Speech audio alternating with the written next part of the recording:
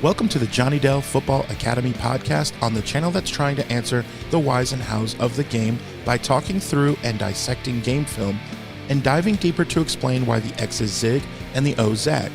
I am Adam Marino, joined by Mr. Johnny Dell, and we are reminding you, as always, the most fun way to watch is on YouTube, where we go live.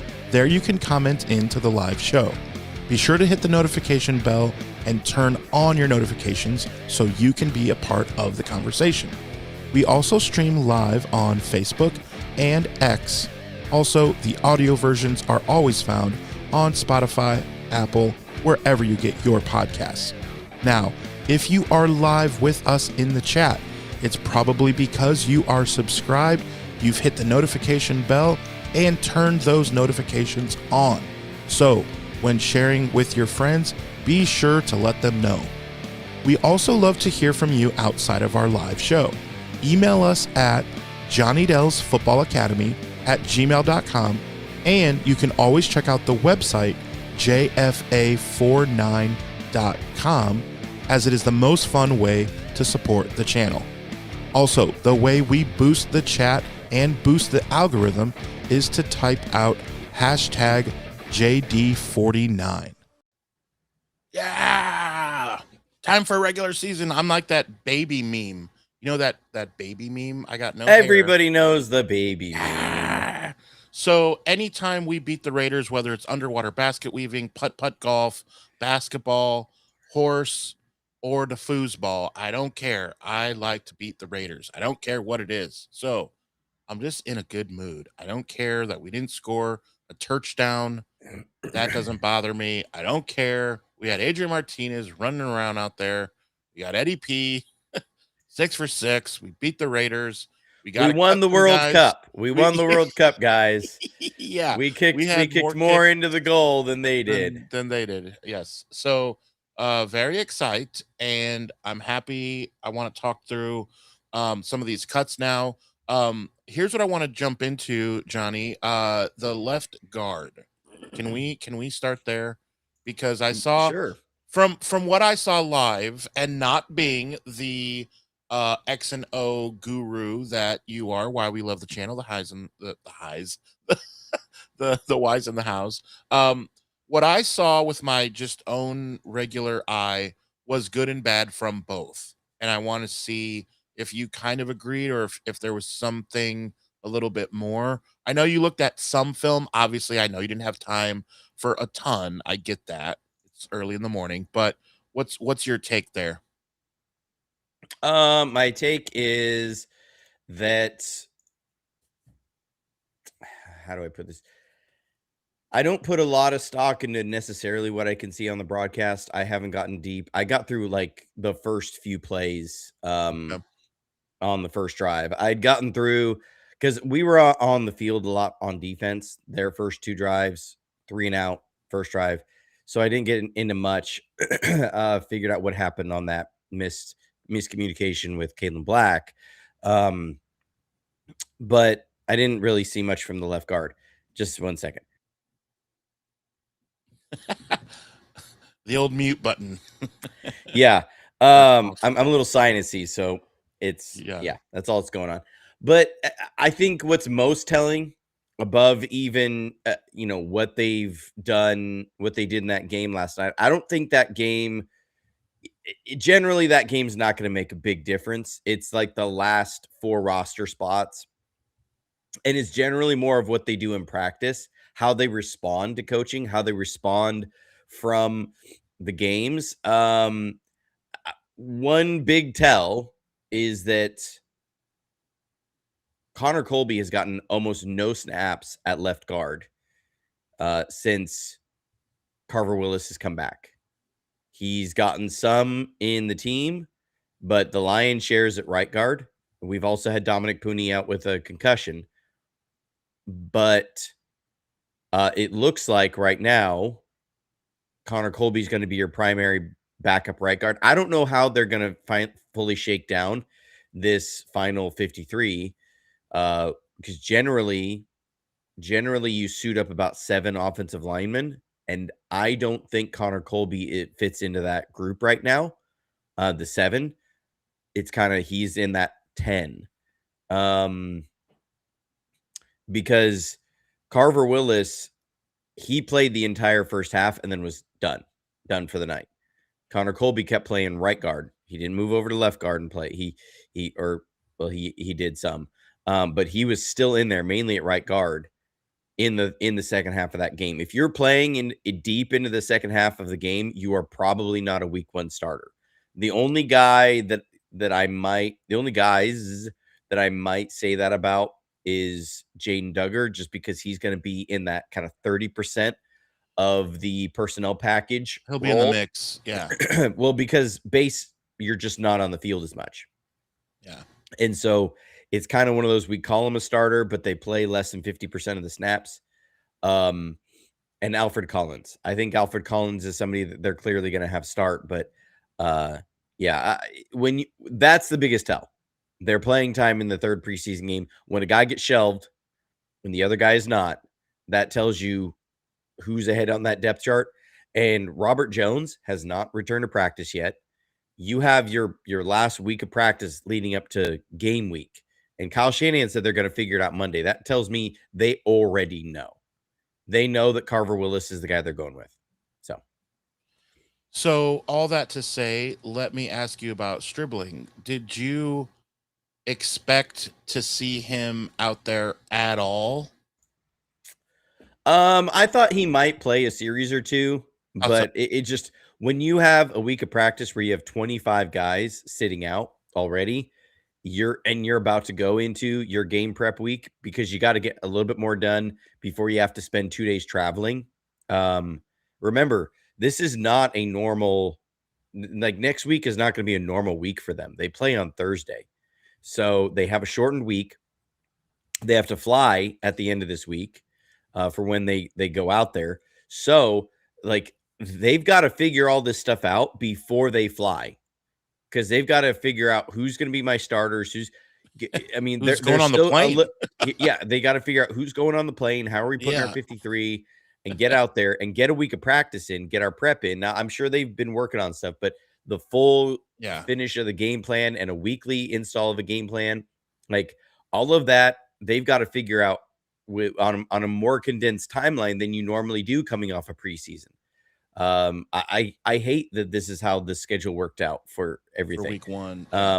I get it. They did it so they could have, enough rest coming off of the game, but it's like, I'm really not a fan of the way it is. So I understand it under all those circumstances. If there had been fewer guys on the injury report, then you probably would have seen DeJon Stribling play a little bit, but it is what it is with that.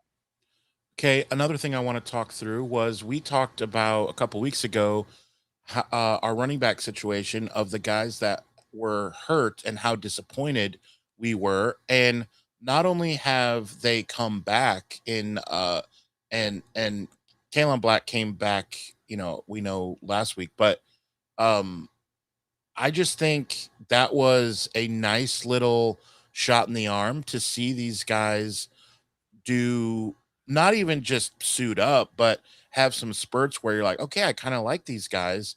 And it helps because we all know CMC, who, by the way, we were talking pre-show, number 6 as voted on by the players, top 6 out of the top 100. I don't watch those anymore. I used to really get into it, but I don't know. I don't watch them on NFL Network anymore, but CMC rated top 6. That was kind of cool to see that the players still respect him. Even if his yards per carry last year were down, they know what he brings to the table, and they know that he is still a stud. So let's talk about the running backs a little bit. I really liked both of our running backs in this game. I thought that they showed everything that we have been talking about with either of them since they came out of college. We looked at Jordan James's tape when he came out of Oregon. I really liked him. I was hoping for a little bit more home run speed, but you could see from his college tape that he had, these guys profile out real similar. They're about the same size. Which is about Christian McCaffrey size. Christian McCaffrey changed the running back profile that they started to draft for, especially the year he went down and was out a lot. and they had to go with Isaac Guerrero, and the whole thing, the offensive line was thrown off, the receivers were thrown off, the blocking with everything was just it was a big change from one to the other. And they were like, it was going to be a change of pace back. And suddenly it turned into, well, when your change of pace back becomes your primary back, we have lots of problems. And so they changed the profile of running backs. And it's very much Christian McCaffrey is the profile now, which is physical runner. Christian McCaffrey is a very physical runner. People oftentimes don't think about that because of all the receiving and everything. But when he gets the ball, he finishes runs. He gets a little bit more than it's blocked for. He's not your 4.35 kind of guy. But he's a 4.4 guy. Long speed isn't great, but his short burst is incredible. So good short burst, quick feet. That is one thing that Christian McCaffrey's always had is really quick feet. And that allows him to do so many of the things he does for them. And he's really comfortable that the quick feet, the vision, the physicality lends really well to that wide zone. So you see both of these guys, Jordan James and Kalen Black, they both have that kind of profile. Sorry, I had to clear the throat.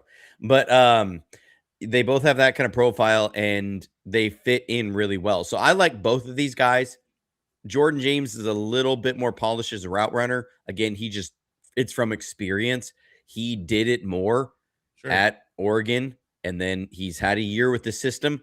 Kalen Black, there was a miscommunication. He didn't get enough depth. He was running what's called a choice out China. So he's supposed to run it to between 4 and 6 yards. He stopped at about 2.5, and he broke out and then tried to break back in. And you could see Mac Jones is throwing it to him where he was expecting him to be about 1.5 yards deeper, and it was just a little bit off. That was a play called Looky Squirrel, or Squirrel Looky, that they have. That's our ADD personality. Both of us. I didn't come up with the name. You just deliver the message. But they bring a lot of pop. They bring a lot of good things. I think this is the best running back room that we maybe have had. And I know that can sound like hyperbole or a homer or I'm glazing the team. No, like I really think that when you look at last year, Brian Robinson was not a good fit for this wide zone. He just was not. And Jordan James is still hurt for a good chunk of the year. Isaac Guerrero has not been a good fit in there. When you go back, I think the closest you could go back to is when you had Christian McCaffrey and Elijah Mitchell. Now, the problem was Elijah Mitchell was only healthy for like 5 games that year.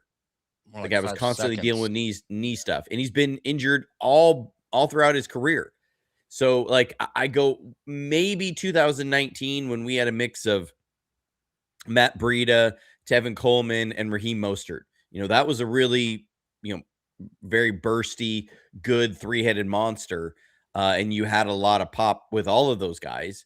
Maybe there, but when you have Christian McCaffrey, who is such an elite route runner from a running back position, and he's so good. I mean, none of those 3 guys, even in their prime, nobody was putting Raheem Mostert as a top 50 player in the league.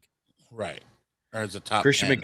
Right. And let alone top 10. Christian McCaffrey's a top 10 player. And then when you have 2 guys below them that I think are as capable of as anybody else we've had in that backup slot, then you really like this running back room. And I feel like this is a running back room. The other part, too, is that both Jordan James and Kalen Black are really good pass protectors. Yeah, that was something that they both showed a big ability to have in college. They stopped getting some of the pure runners that they were like, well, we could teach him how to pass block. Now it was like, no, we're not going to teach him how to pass block. So speaking of the 3-headed running back monsters trio here, Caymans, thank you for the super chat. And this is what even Nicole says in the press conference after the game. Shanahan sounded reluctant using a third running back. Will we let CMC rest for entire series? Do you feel that Debo will ice out Jordan James? How do you let's dive deeper a little bit into this, like knowing what you know about Shanahan and Nicole's comment, and just the players that we have. You've seen them now this preseason, about Debo. what are we doing? Can we afford to have CMC just not be in for an entire series for 4 minutes at a time? I mean, that's always been a challenge ever since you trade for Christian McCaffrey. I mean, when you have a running back that is, again, players say this is the 6th best player in the NFL, then that becomes really hard because so I went over some of this when we were talking about like the Shanahan offense. There are times where you can see offenses checking or defenses checking, excuse me, to a certain coverage, whatever side CMC is on when he motions out to make sure that he is doubled.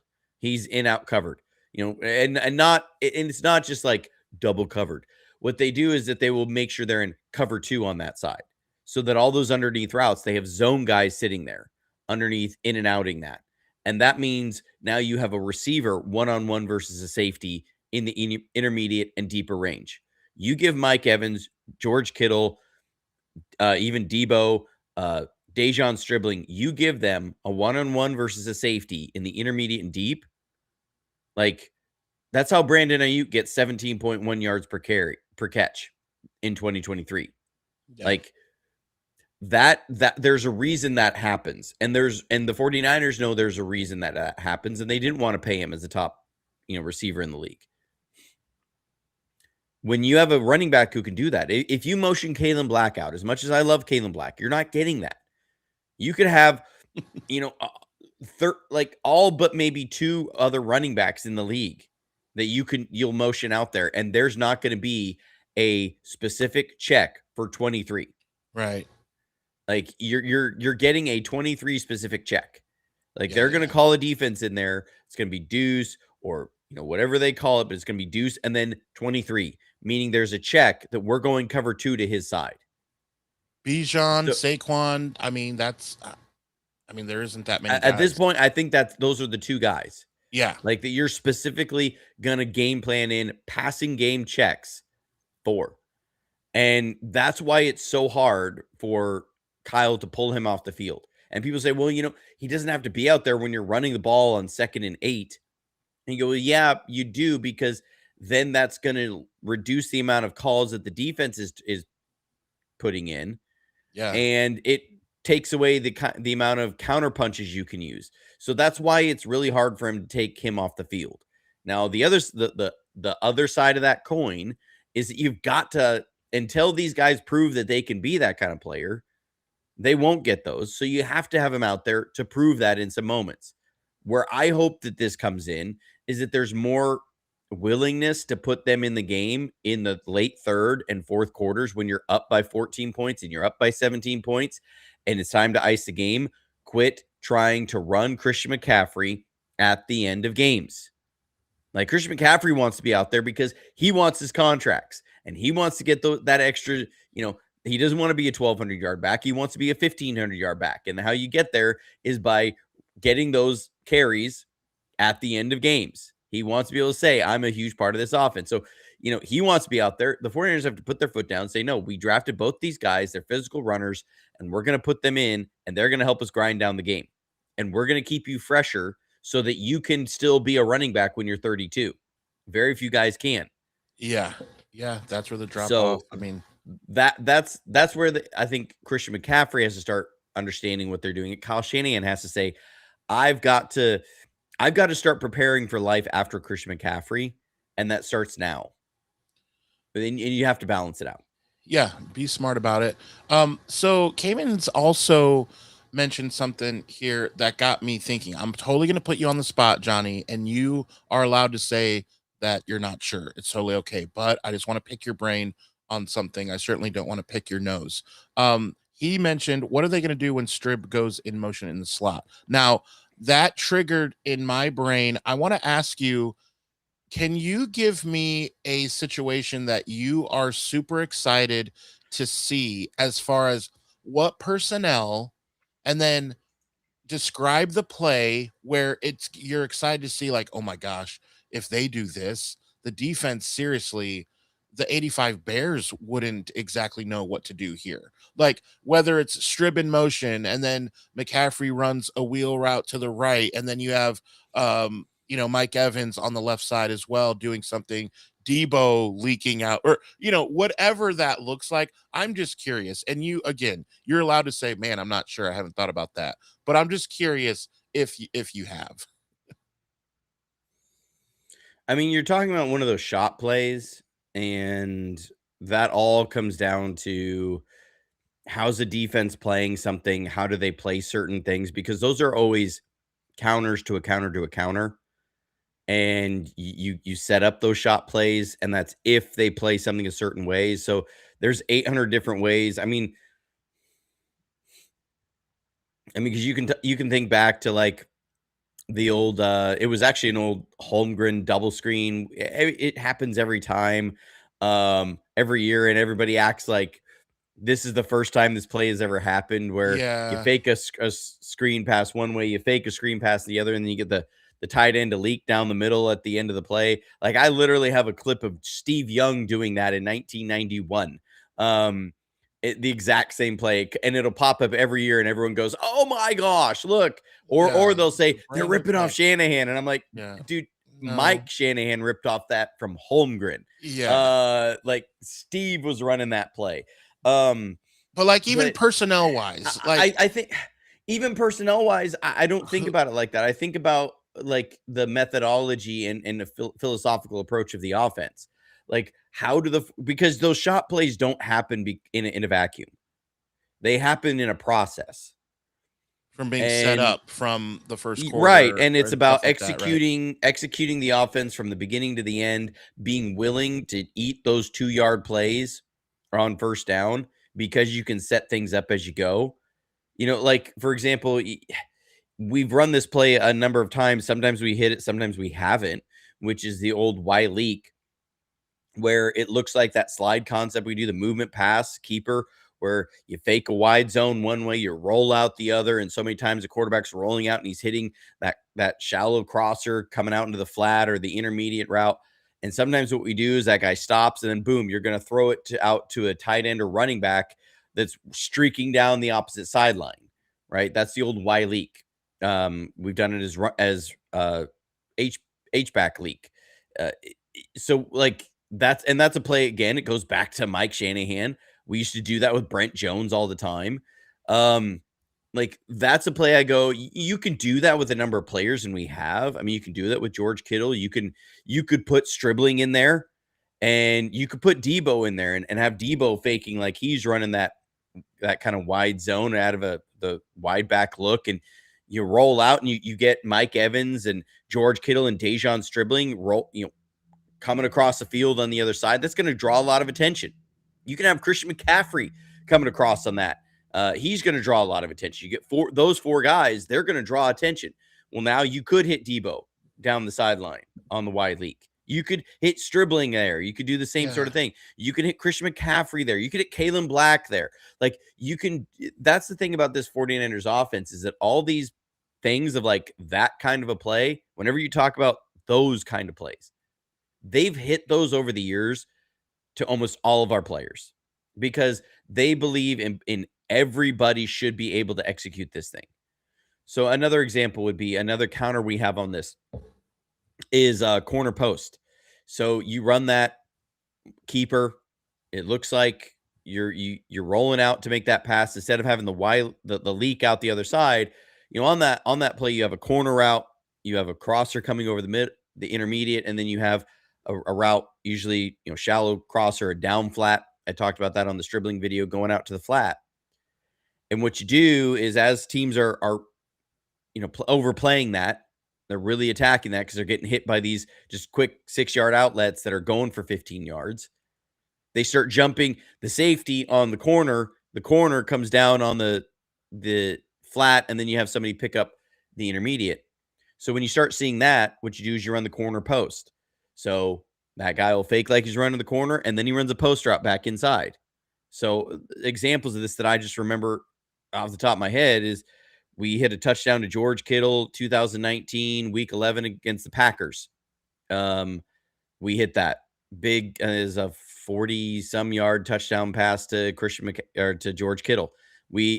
Trey Lance hit Deebo Samuel on that same play against the Texans in 2021, I believe is when it was. We hit that play this last year and forget who it went to. But like those are some big instances I remember the corner post working. And so we've hit it to Brandon Ayuk before. So you look at that and you say, okay, we've hit it to Marquise Goodwin, 2017. I think it was CJ Beathard hit that throw. You have like we've hit this play and it's been different guys. That's how the 49ers offense works, is that you can keep moving guys into, it's the same formation, but it's going to be, instead of a wide receiver, it's a tight end, or, you move these guys around so they can't just clamp down on one guy and say, well, George is going to be the guy. So like, that's how I envision this whole thing. I know that was a simple question and not a simple answer, but I figured it's Johnny Dell. So we knew yeah. So like, for me, there's not a single thing that I'm like, okay, yeah, this is going to be unstoppable. I say, no, the totality of the skill sets used in this system becomes very hard to stop, which has shown out over Kyle Shanahan's tenure. You look at from the time that he got this team put together, how he envisioned it with a quarterback who is at least functional in 2019. Since 2019, there's only been one season where we haven't been a top 10 offense. That was 2020, when we were the most injured team in the league by a mile, by a massive mile. That was the only year that we haven't had a top 10 offense. Even 2024, as bad as it seemed, we were still a top 10 offense in yards. Last year, we were a top 10 offense in yards. So that's why I look at this and I go, it's not those plays. Those plays don't necessarily win you the game. It was how everything else was set up. So a couple things I want to get to. There was a question in the chat that I was also curious about that I want to ask you.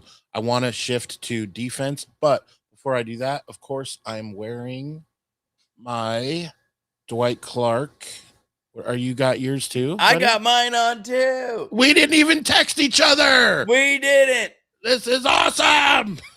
So make sure that if you have not already, that you click the link. It is in the description. It's in the description here on this episode. Click the link and check out all that Johnny has to offer with the If You Know series, you may say, is kind of what I like to call it. The plays of our beloved franchise, they're all drawn up right here. Say it with your chest kind of thing. You're saying it with your chest. Thanks, Kevin Hart. Say it with your chest, man. The hat, that's the trucker hat that I really, really, really love. So got the mesh back. Okay, that's awkward. When you just show it. Like, okay, yeah, that's fair. So wear like I'm back in high school. Yeah, that's what 2002. Yeah. Love it. I definitely did that as well. Well, I didn't. Weirdos. My friends did, and I made fun of them. I did. I'll be honest.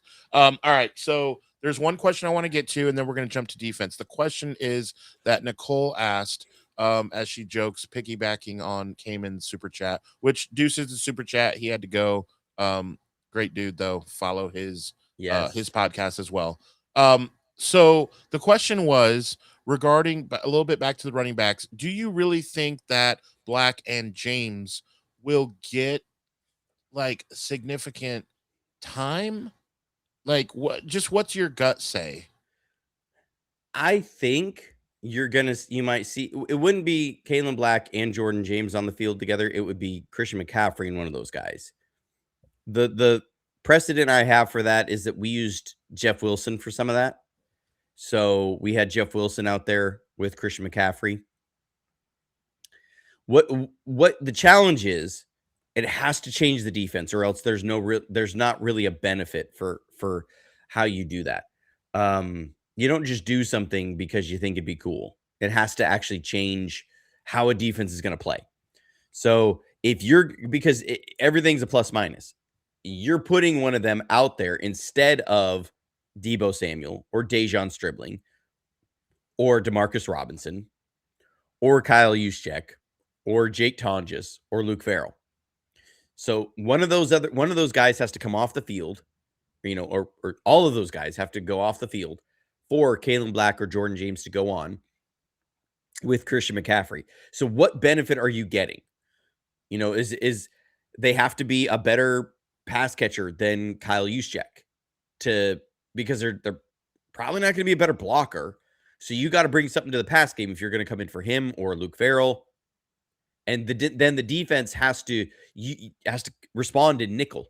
If they're responding in base, say you bring that in there and you want to run the ball, they have to respond in base. If they got to respond in nickel so that you can run the ball, because that might change their coverages. Yeah. If they're responding in base, then now they need to be able to be a better pass catcher, because then they need to be able to pass the ball on them. Like, there has to be an advantage to that versus, well, you have Jake Tonjes out there, they respond in base. I probably like Jake Tonjes as a bodied receiver out there running routes than I do Kalen Black. Or are you saying you're going to put Christian McCaffrey out there in the slot and you keep Kalen Black inside and you can run? We've done that before. We did that with Elijah Mitchell and Christian McCaffrey. Are you getting the defense to change? If you're not, if they're staying in base and you're not getting a good advantage on that, then there's no real point to it. So I think they may try it, see how defenses respond, and go from there.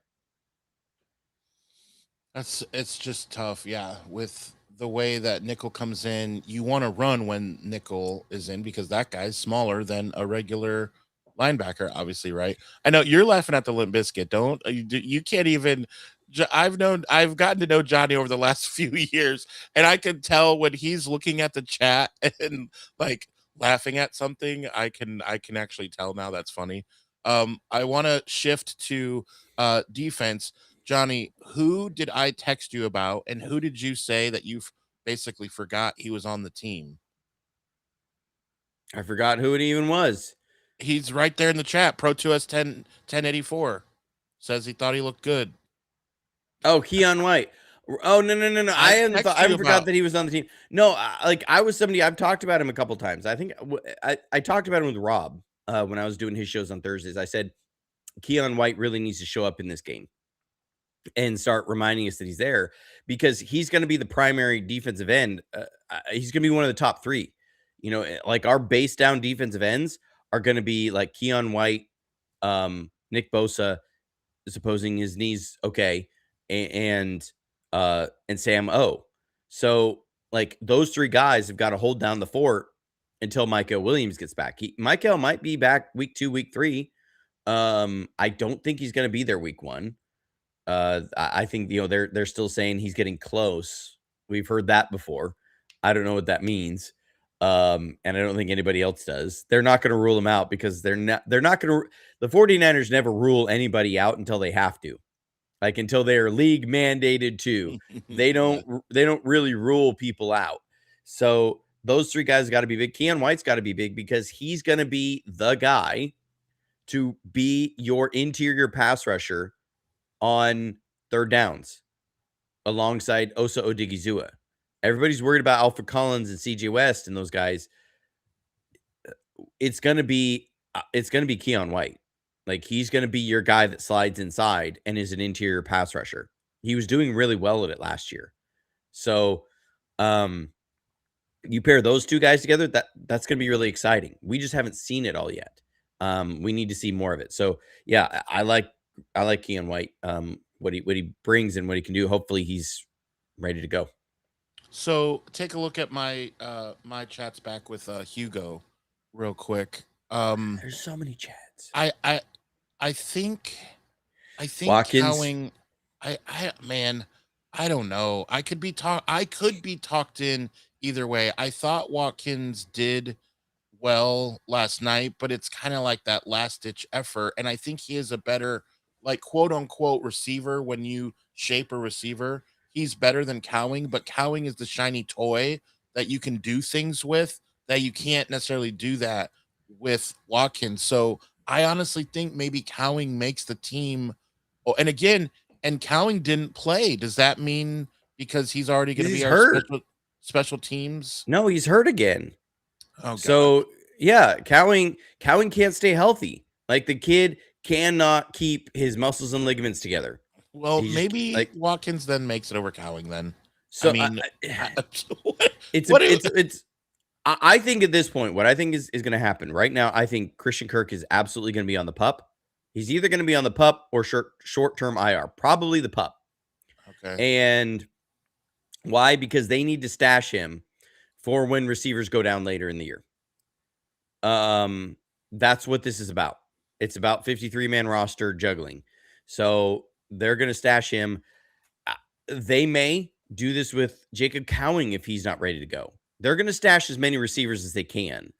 You may even see a surprise where like Hodge makes the final 53. I just because of the injury issues. I think, you obviously know your top 4 are set. It's going to be Mike Evans, Debo, Dejon, Demarcus Robinson. Jake, the issue with Jordan Watkins is he just has not given us as much promise as he did his rookie year. Like rookie year preseason, we were all like, man, this Jordan Watkins kid could have been a find. He was explosive. Like, man, this is exciting. He just hasn't made us go, wow, this preseason. He hasn't looked super explosive. He hasn't looked extremely crisp. He's made some tough catches. I'll give him that. But like, I'm not seeing a guy where I'm going, okay, yeah, I really think you're going to be a man-beating monster. If they show up, they come out here and press man, boom, you were hitting a 35-yard pass play down the field. Or I'm really excited about what you could do on a slant against bump man coverage. Like bump man, I don't see anything in there that so far with Jordan Watkins this preseason where I've gone, yep, that's a guy I really want to get on the field. I don't even say here's a guy I really want to get like a reverse handoff to, because he's got some really game-breaking speed. He seems like one of the slower fast guys I've ever seen. Like, he's fast, but he just kind of still looks like he's moving a little slow. And I go, I don't know what to do with this. Jordan Watkins for me has been a bit of a letdown. He's been catching a lot of balls. I think a lot of that's just the nature of the offense. Right. Right. I don't see him as really better than our 6th receiver right now. I don't see him as better than Christian Kirk. And I think Jacob Cowing would bring a little more juice, but Jacob Cowing can't stay on the field. So by default, he's like our 5th wide receiver. Yeah. One thing the chat is reminding you is that can't put him on PUP. It's got to be short-term IR. No, they can put him. I think they can put him on the PUP. Maybe if he started training camp. Once he started training camp and practice, you officially can't put him on PUP, is what they're saying. I don't know how that works. There's the ins and outs of that. I don't know. Yeah, thought it was anyway, just a different time frame that they had to be out by. But they could stash him though, like you're saying, if he's not ready to go, because he will be ready to go. Christian Kirk will be at some point and can really contribute. I mean, I like him as a receiver in general. Yeah.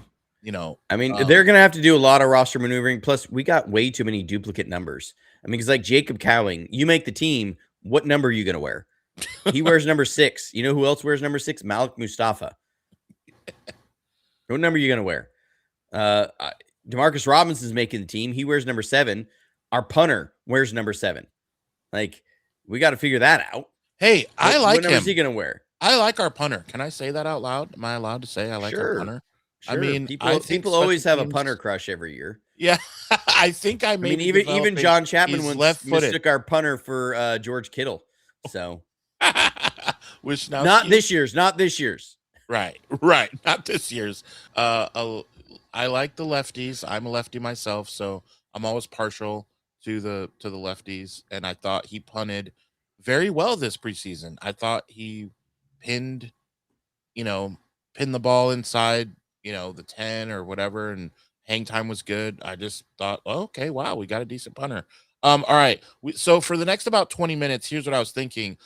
Can we go through, because the very next time that we meet, Johnny, the roster, am I mistaken? The roster will be set the next time we talk.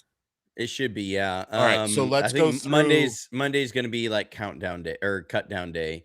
So we'll find out during the day on Monday.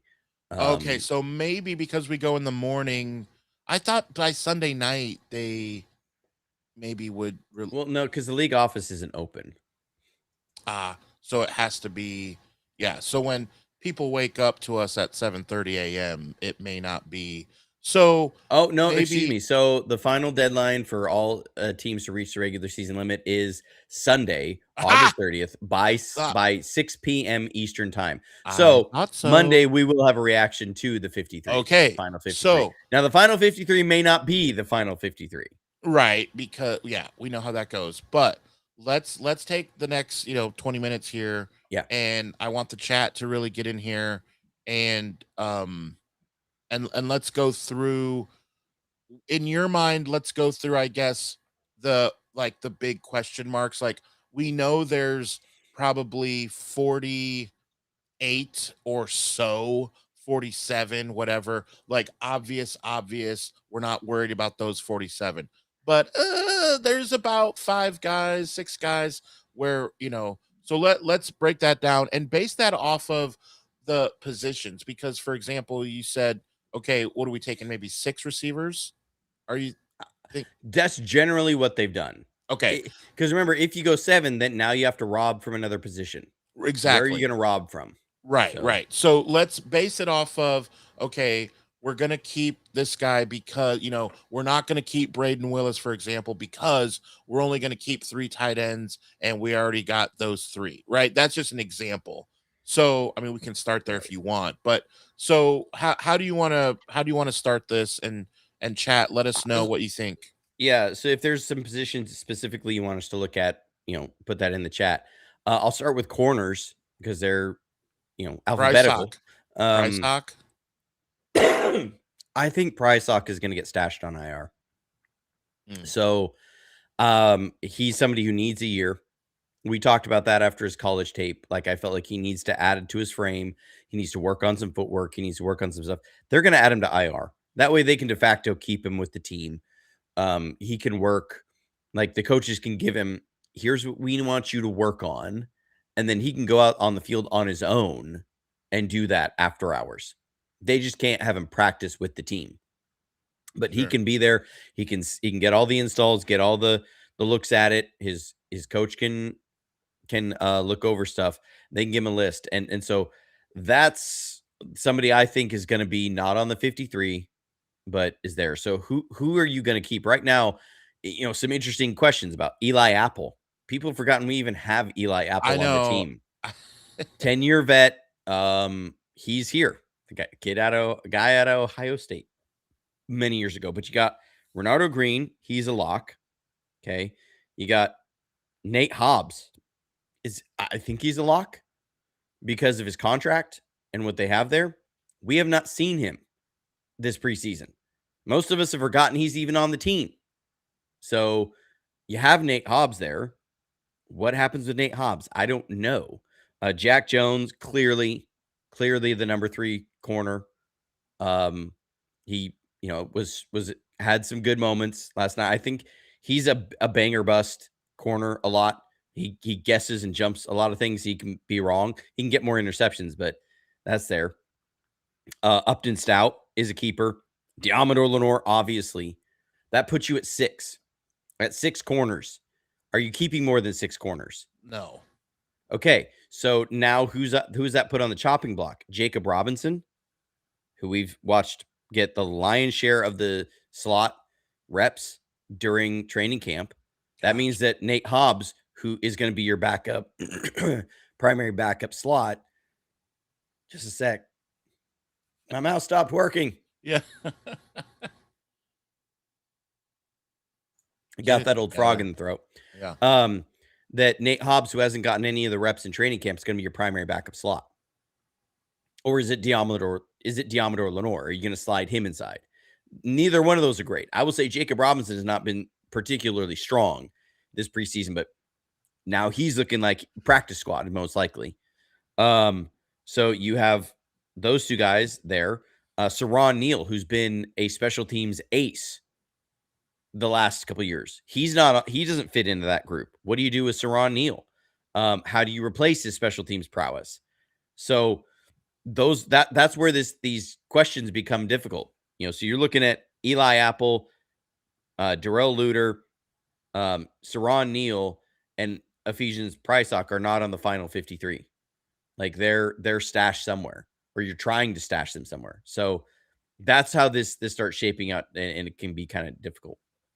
So defensive tackle and linebacker is what the chat is looking for, which makes sense as we go. Yeah, defensive tackle. I mean, okay, who's a lock? Alfred Collins, Osa Odigizua, CJ West. Those are 3 right now. The question is, how many defensive linemen are you taking? I expect them, with some of the injury issues, to take 11. And that's where I can't give corners more than 6. I think they may even go only 5 on the corners, and that becomes even more challenging. They may maybe only go 3 with the safeties. But if they go 11, most likely they're going to go 6 defensive tackles and 5 defensive ends. I think because of our injury concerns and full snap concerns, they're at defensive end. So you got those 3 guys. Grayson Halton, he's going to make the team. They invested that draft pick in him this year. And then you've got a bunch of other guys like Evan Anderson. Is he going to be in there? They just signed Jaw Joyner. I get it, defensive end, but who else? I think Sebastian Valdez. I think there would be a riot if he doesn't make the 53. So many people love Valdez. So right now we have 2 spots left, and I think that gives you then that gives you Valdez and James Thompson at defensive tackle. I think those are a couple guys that make sense there. So for me, that's how it shakes out, is that those are your 6 defensive tackles. If you take 6, that's a lot of defensive tackles, especially when you only play 2 at a time. They might only go 5, and somebody between Thompson or Valdez they're going to try and get him back on the practice squad, and there's going to be a riot. So that's where that goes. Defensive end, I mean, obviously, Michael, I think they're going to try and keep him on the 53 so they don't have to put him on short-term IR if he's close. Because he has to miss the first 3 games if they put him on short-term IR, or I think first 4 games. So they might do that, but he still has to make the active 53 first. You're going to have Michael, Nick Bosa, Keon White, Sam O. That puts you at 4 defensive ends. Then after that, Romello Height, clearly going to make the team. We're at 5 defensive ends now. So that puts us at 11. Yeah. So who's left out at this point? You have, so I'm not forgetting, but Jaw Joyner, who they just signed, and he brushed from the interior last night. Ogbo Okoronkwo, who had a sack last night. Yeah. And those are the 2 real ones that are kind of on the outside looking in from everything. So yeah. I mean, there's a lot of guys on the reserve injured list. Golly. But yeah. Anyways, so that's how your defensive tackles play out. From there we can go to safety. Is that where we want to go next? Well, linebacker was asked. Oh, linebacker. Okay. Yeah. So let's look at the linebacker room real quick. Duggar, Greenlaw, Warner. This is going to be a tough one. I mean, because you say Fred Warner and Dre, clearly locks. Yeah, just put them on. Okay. Jaden Duggar, a lock. Yeah. I think Garrett Wallow has been a lock. He didn't even play the last preseason game. That means he's a lock. After he had been ahead of Tatum Bethune. So you have 4 right there. Bethune played well. He played okay. I mean, he played okay. So I wasn't in love with the first 2 series, the film on the first 2 series. He would be 5. Tatum would be 5, but how's this going to play out? You just traded for Deion Jones. You have Nick Martin sitting there. Oh gosh, I forgot about Nick Martin. You have Tatum Bethune there. You have Luke Gifford there. How many linebackers are we supposed to be taking, in your opinion? Generally, they've never really kept more than 5. Good Lord. We have all these guys waiting for there's 3 guys out on this. If I'm looking at this, just looking at this list, I'm saying Nick Martin is your 5th guy. Yeah, you invested a 3rd round pick on him. Yeah, I think there's more upside than with Tatum Bethune. Yes, like he's got to be your 5th guy. He's been injured. So how does that play into it? Are you going to have to stash him on short-term IR? I don't know. They're like these injuries. Dadgummit, man. Easy cuts for me. Jalen Graham. I think he's going to be a practice squad guy, or he goes and signs somewhere else. Was not good last night. Some of the issues that people thought were on our defensive tackles was Jalen Graham. Tatum Bethune is on the bubble. He just is. I know. That should not frustrate us. That should show us how much better our linebacker core is now than it was last year. The guy who played the majority of our snaps last year at linebacker is on the bubble to not make this roster right now. Maybe, yeah. That does say a lot. No, I'm happy about that. But I mean, because for me, Deion Jones is getting cut. I still don't understand that trade. I really don't. Other than just to look at a guy to see, what's there. That Raheem Morris had at one point. Yeah. Jalen Graham's gone. I think Luke Gifford's gone.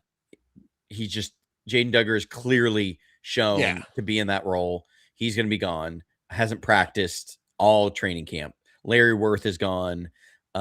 He failed to show his worth. So I don't even know who. It wasn't even worth mentioning. All right. So then that's a good point that you bring up, because I'm like, damn, but dude, how does he get cut? And I'm like, wait a minute. He was a backup. They would have to keep 6 to 7 linebackers. And I just, again, so how this roster is shaking out. Like, you can't do that. I want to see, Callie, then you type in your 5 linebackers if you disagree. I'm okay with you. If you think they're going to go 6, tell me who the 6 are going to be, because if you do that, then you have to take away from the defensive line. You have to take away from your safeties. You have to take away from your corners. Who are you pulling from? Well, I don't think if we have, there's going to be 6 necessarily. 6 corners, 11 defensive linemen. We're at 17. You have 6 linebackers. You're at 23 players. I think we haven't even gotten to the safeties. It's Duggar, Warner, and Greenlaw, of course, and then Nick Martin and Bethune. Those could be the 5, is what I think Callie might be saying. Him over Garrett Wallow? I don't see it. Garrett Wallow has been in front of him all training camp and has played better. He just has. Yeah. Well, we'll see. This is why we, that's why we like to see talk through it. Because right now, if they keep 6 linebackers, then they're going to have 27 players on the active roster on defense. So you say there's 3 specialists, and that's at 30. You only get 23 offensive players. You can't do that. Like that math ain't going to work out. Oh, Nick Martin, he thinks is getting cut. No, his draft slot alone is going to keep him there. Yeah, that's kind of my thought too. I was never thinking that Nick Martin would not make the team. Nick Martin has a much higher ceiling than Tatum Bethune. So if you're talking about that 5th linebacker spot, you're looking at who has the higher ceiling for you. It's going to be Nick Martin. James Foster says Bethune is a lock. Okay, Martin is on short-term IR. Yeah, but then it's the same problem, though, is you put Martin on short-term IR, and then you say, okay, he's still got to make the 53 to put him on short-term IR. So then you have to say, okay, then you put him on there, you bring him back. Well, what about when you go to activate him? Bethune is back off the team. So eventually, Martin could be an IR. I really don't think they're going to stash Martin on IR the entire year. They pretty much got almost nothing out of him in his rookie year. They're not going to do this again. Like, they need to know by next year because they've got to make a decision between him and Dre Greenlaw. Like, Dre is on a 1-year contract. Yeah, they're going to come up to the end of the season and say, okay, how do I know which guy I'm going to rely on in 2027.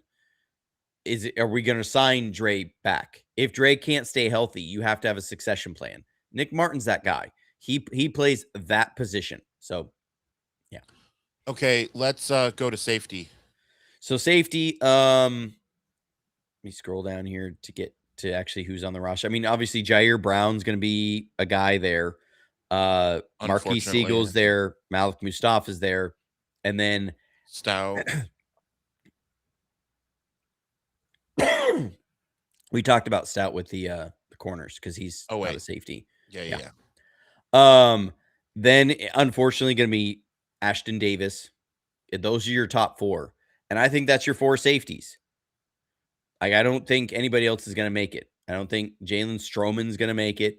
Didn't show anything of value. Patrick McMorris is not going to make it. So that's your 4 safeties. You got, that gives us 6 corners. That gives us 11 defensive linemen. That gives us 5 linebackers, 4 safeties. That puts you at 26 for your active roster. That's going to leave you 24 for the offensive side of the ball.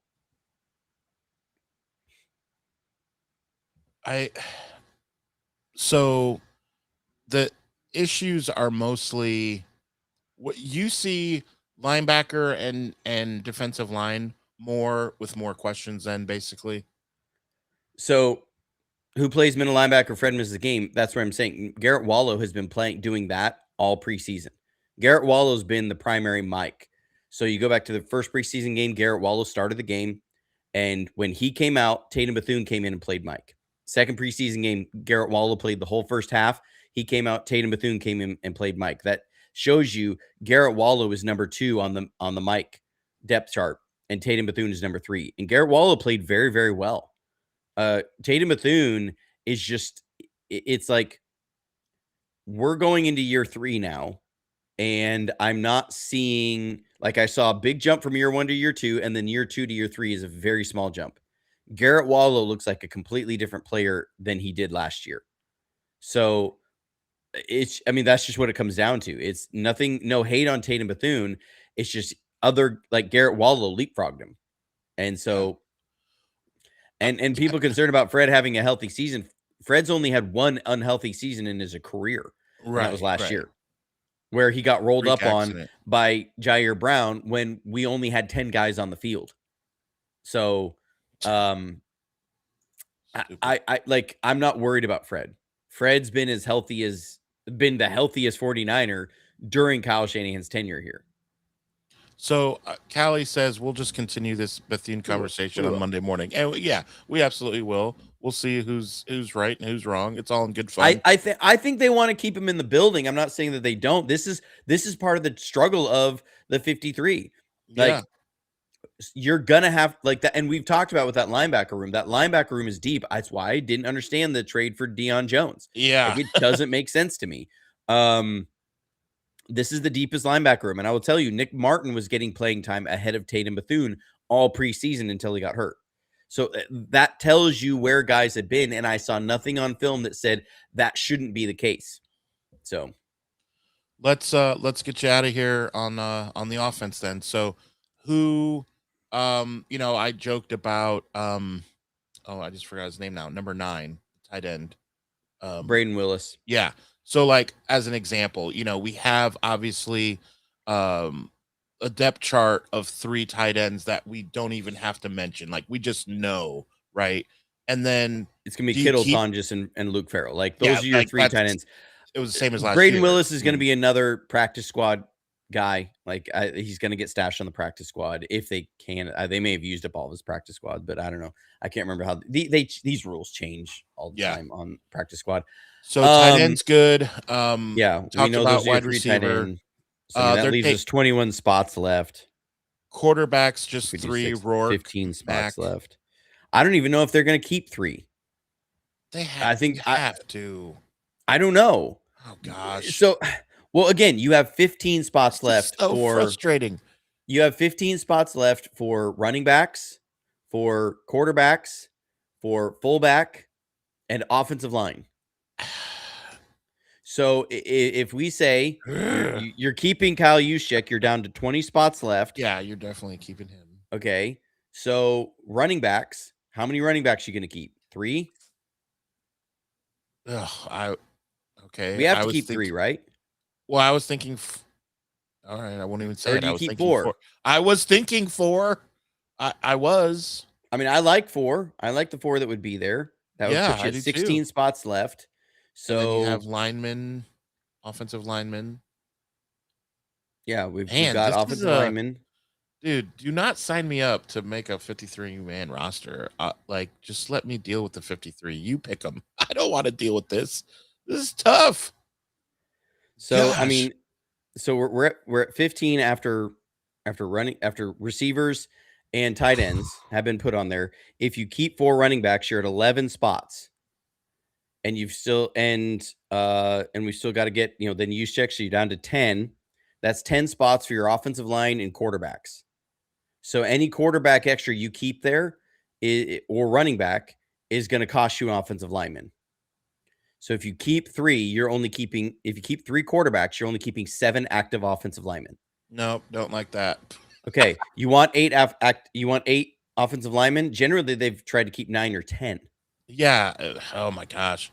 You know what So this now, makes me want to do? then you've got to go back and you've got to trim somebody from the defensive Oh gosh, line. I don't want to do that either. Or the linebackers even farther. No. Or the corners. No, don't. Or a safety. Stop it. I'm just saying, this makes me want to move to Ohio and move in with my parents. So assume makes me want to do. that you keep 3 running backs: Christian McCaffrey, Kalen Black, Jordan James, and Jordan. Sincere McCormick. I like him as a player, but I don't. You say I can get you on the practice squad. I think I can get you on the practice squad.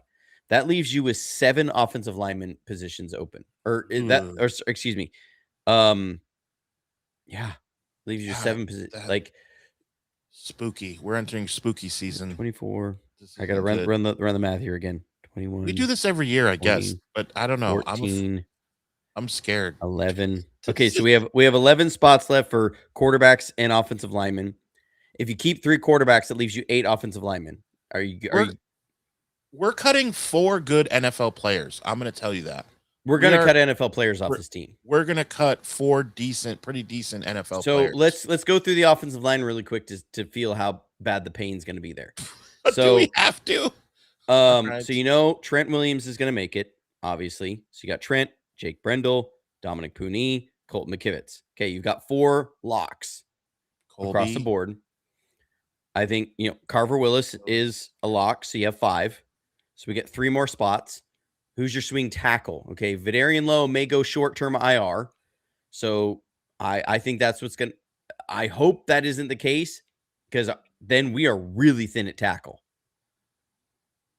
It genuinely concerns me, because I don't like Parker at tackle. Austin Pleasance is dealing with the knee. So you've got to address your swing tackle here. You got 5 spots in there. You got 3 spots left. That means you get 2 off interior linemen and 1 tackle. Who was that backup center? Drake Nugent. Nugent. Because it made me think of Jeremy Newberry. I don't know why. So that gives you, if you say Robert Jones, you have Vidarian Lowe if he makes the active roster. Now your last spot is between, if you're only taking 8, your last spot's between Connor Colby, Enrique Cruz, Parker, Alcaron, Doug Kramer. It's Colby. Drake Nugent, Brett Toth, who they signed, Nick Zakel. Who's getting cut out of that group? Gosh, those are... Because only one of those guys is making it. Oh my gosh. Colby's going to make it. So you're going to cut Alcaron. Well, Enrique Cruz. Just by default. Doug Kramer. I wouldn't. Drake Nugent. Brandon Parker. I like Nugent and I like Zakel. Brett Toth and Nick Zakel. You're going to cut all those guys? Just by default. Not because I want to. We're going to see how it shakes out next show. And now here's the kicker is you say, okay, well, I put get a roster spot by putting Vidarian Lowe on short-term IR. I think Brett Toth, depending on health, is the guy that you have, because he's a veteran that you trust. Okay. So I don't know how this shakes out with offensive line. Either that, or to keep one of these extra guys, you have to try and get Curtis Rourke on the practice squad. Right. And someone said, so Pro to us West said, I think you can sneak Rourke by. Are there any teams who are going to put Rourke on their 53rd as a third guy? Probably, that's a good take. Probably not. Like, I don't think he's someone that's like, oh my gosh, we need that guy on our roster. So, that could be. If you're the Cardinals, you would. If you're the Browns, you might. Oh gosh, they're not smart enough for that. I'm just saying, if you're the Vikings, you might. I don't know. They got, for real, if you're the Cardinals, would you not bring in Curtis Rourke to see if he could be your quarterback of the future? You have Jacoby Brissett as your guy right now. Well, who is even their backup? Oh, wait, the rookie. No, it's the rookie from Miami who played very well. But you're not 100% sold on him. You want to get another look at a guy. But come on, he's better than Curtis Rourke in your mind. He went to the national championship. Yeah, Curtis Rourke also played very well for Indiana. I know. And why did he slip? Because he tore his ACL and everybody knew he wasn't going to play. Right. So, you would know the system. Carson Beck, though, is looked at as better than Curtis Rourke by a lot. I know, but I'm just saying, if you're the Cardinals and you're trying to figure out what your future is, you're going to try and hedge your bets as many ways as you can. They are most likely not playing for Carson Beck to be their franchise quarterback. They're playing to see, is there something in Carson Beck that he could be our franchise quarterback? But we're planning on picking one of the 8 guys that's coming out in this next year's draft is what our plan is. So why not sign a Curtis Rourke to come in and compete in that position that we can get a look at? Let him get Adrian Martinez. You could have him. Well, that's what I mean is there is a concern if you try and stash Curtis Rourke on the practice squad. I think they do. I do think they do that. So now that frees you up another roster spot. It's just I just want to point out there's gonna be NFL players on this team that get cut. This is better than where we have been in years past, and it does show us that our roster is in much better shape. And this is even with Ricky Pearsall not being on the team, because he's on IR. That's from Mikel Kamara. I think he could have made the team, but Patrick Taylor is a running back guy I really liked. He's on IR. So, this is the 49ers roster is, I think, as deep as it's been in a long time. It may not be, it's not as top heavy as it used to be. Where you just had stars everywhere. But I think it's deeper than it's maybe been in Shanahan's tenure. Yeah. We're going to look at the cut list and be like, oh my gosh, can you believe they cut him? For sure on Monday. Now, I wonder if we're going to talk about Tatum Bethune that way. That's what I'm kind of, interested to see here. But yeah, very excited. We are getting down to the nitty gritty. Remember, and then we'll get to revisit this conversation come Sunday night. Yep. Monday morning. Remember to take your phone and show Niner fans the channel. Make sure that they hit the notification bell. We don't always go Monday and Friday mornings. Sometimes something happens. Also, Johnny likes to have his videos out for the season at a certain time, but sometimes life happens and it comes out either sooner or later. So you got to hit the notification bell so that every single show we have someone come in and say, oh, I missed the start. And I always wonder if they have their notification bell clicked, because sometimes you have to unclick it and then click it back on when that happens, because you can even have notifications turned on. But if you haven't, if you've been checked out from the NFL for a little while, which I get it, people do in the off season, and you start, getting interested in other stuff like underwater basket weaving or that's my sweater knitting, that's like you're binging those kind of YouTube or videos. World War II tanks. Look, I don't know who that could be in reference to. I don't know who that could be in reference to. Whoever that person is, you are highly respected. Yeah. But It'll cleanse your timeline, and you have to start watching in for it to start sending you notifications. Like, I have notifications turned on for certain guys, but I haven't seen them pop up in a while because I've been busy and I haven't checked it when I did. And I need to go and I need to unclick the notifications, then click it again, and it will tell you I want to see this again. So also do that if you're not what getting helps it. That I usually forget, but I'm very proud of myself. You can share the little arrow that is share this and text it to your friends too, because it signals to YouTube that we are excellent content, and so it's helpful. Well, so in any social media, the share button boosts the algorithm more than anything else. We like the chat. Chat's great. Chat says that you're active, so that tells it it's engaged people. Likes are good because then it tells them, yeah, I like this video. So it says this is something that I like on here. So let's share it. Look at because everyone's right. Don't Quiffle Ball. Just don't get him started. We gotta go. Do not. We gotta go. That's not. So and then I love shares. That's hilarious. Shares are the biggest thing because it says because here's how the algorithm's programmed. It's like the way that they look at it is they say, if you care enough and you like this video enough, not just type in here, but actually send it to somebody else and say, you need to see this, then that for every one share that this video gets, it'll broadcast to like 40 people who have a profile of videos very similar to you. So one share can equal exposure to 40, 50, 100 more people. 100 shares is then more. That's how it works. So the share button is actually the most powerful tool for promoting this content, and it doesn't cost you anything. Yep. Love it. So thank you for all the support. Thank you, those of you that have ordered your shirts. Of course, Monday is going to be super crazy. Bradley's not even a tank. Oh, see, don't. It's a fighting vehicle.